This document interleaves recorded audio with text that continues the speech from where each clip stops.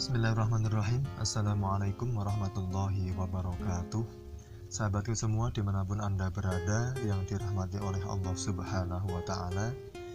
Pada kesempatan kali ini saya akan berbagi pemahaman tentang ibadah kita, yaitu ibadah puasa Ramadan.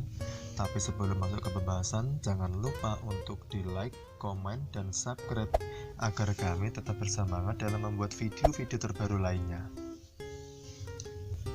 Puasa Ramadan menurut syariat Islam adalah suatu amalan ibadah yang dilakukan dengan menahan diri dari segala sesuatu seperti makan, minum, perbuatan buruk, maupun dari yang membatalkan puasa, mulai dari terbitnya fajar hingga terbenamnya matahari, yang disertai dengan niat karena Allah Subhanahu wa Ta'ala dengan syarat dan rukun tertentu.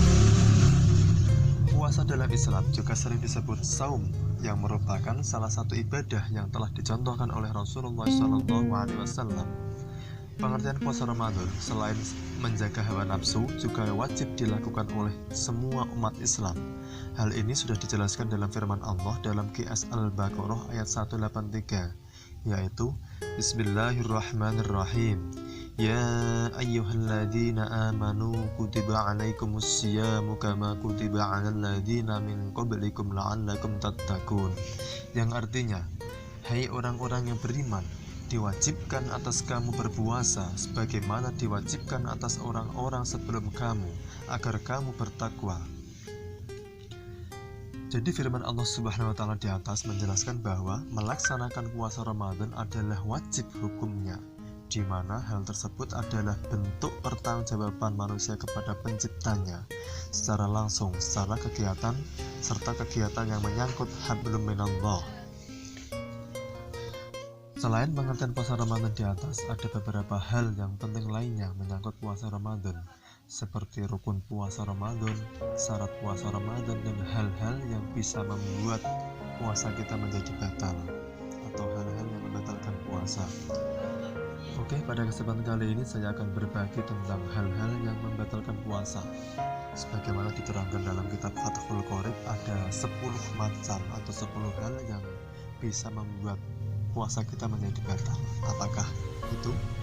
Kita simak bersama ya sahabatku semua. Bismillahirrahmanirrahim. Ahaduha wa thaniha ma wasala amdan ilal jawfil al-munfatihi aw ghairil munfatihi kal wusuli min ma'mumatin ila raqsi wal muradu imsakus shaimi an wusuli ainin ila ma yusamma jawfan. Wa thalithul huknatu fi ihdas sabilaini wa hiwa dawa'un tuhqanu bihi al-maridu fi qabli udburil mu'abbari anhuma fil matni bis sabilaini. Warrabi'u al-qay'u amdan fa in lam yata'ammad lam yabtal shaumuhu kama sabaqa. Wal khamisul wat'u amdan fil farji fala yuftiru shaimu bil jima'i nasiyan kama sabaqa. Wasadisul inzalu wa huwa khurujul mani am mubasharatin bila jima'in muharraman kana ka ikhrajihi biyadihi aw ghayra muharramin ka ikhrajihi biyadi zawjatihi aw jariyatihi muhtaraja bi mubasharatin an khurujil mani bil ihtilami fala iftara bihi jazman. Wasabi'u ila akhir asyarati al-khaydu wal nifasu wa jununi wa rada'u abata qarab syai'un minha fi athna'is sawmi. Jadi ada beberapa hal yang bisa menyebabkan puasa kita batal. Di antaranya yaitu yang pertama, masuknya benda ke dalam tubuh dengan sengaja melalui lubang yang terbuka seperti mulut, hidung, dan lain sebagainya. Yang kedua, melalui jalan yang tertutup seperti benda yang masuk ke otak melalui kepala. Yang dikehendaki dalam hal ini adalah bahwa orang yang berpuasa mencegah sesuatu yang bisa masuk ke dalam anggota tubuh. Yang ketiga, mengobati orang yang sakit melalui dua jalan, baik dengan jalan kubul maupun dengan jalan jubur. Yang keempat, muntah dengan sengaja, namun apabila tidak sengaja maka puasanya tidak batal. Yang kelima, bersetubuh dengan sengaja, namun tidak batal apabila lupa.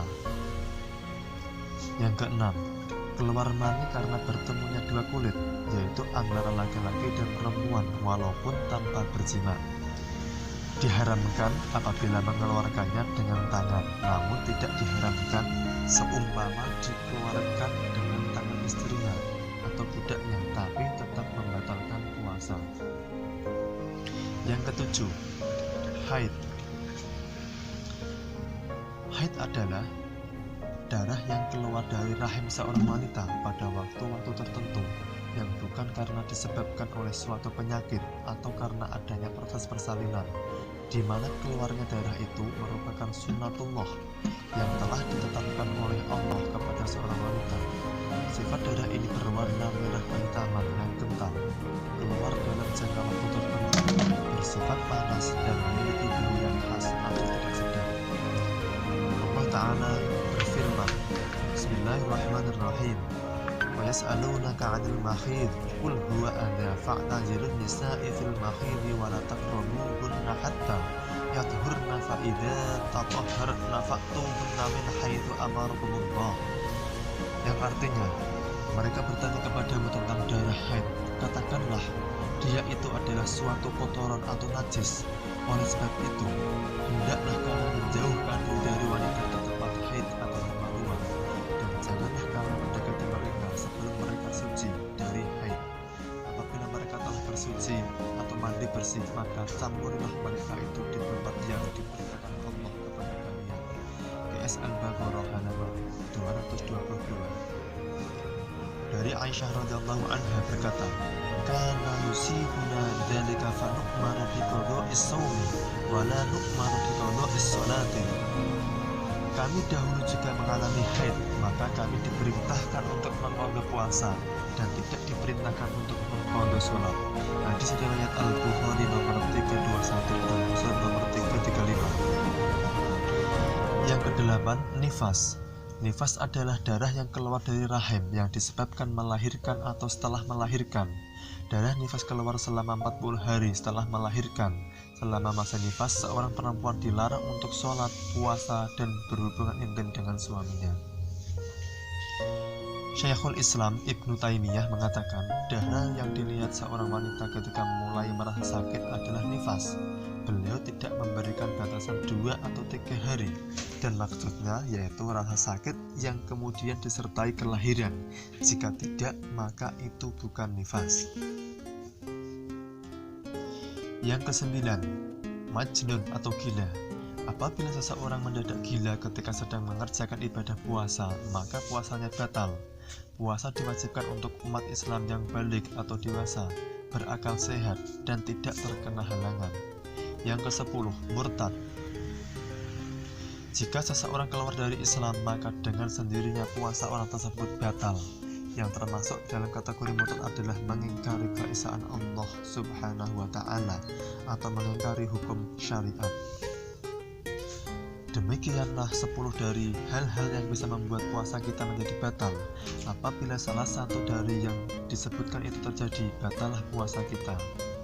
Untuk itu sangat perlu sekali pemahaman-pemahaman tentang puasa supaya ibadah puasa kita bisa diterima Allah Subhanahu wa Ta'ala. Amin amin ya rabbal alamin. Wabillahi taufiq wal hidayah. Wassalamualaikum warahmatullahi wabarakatuh.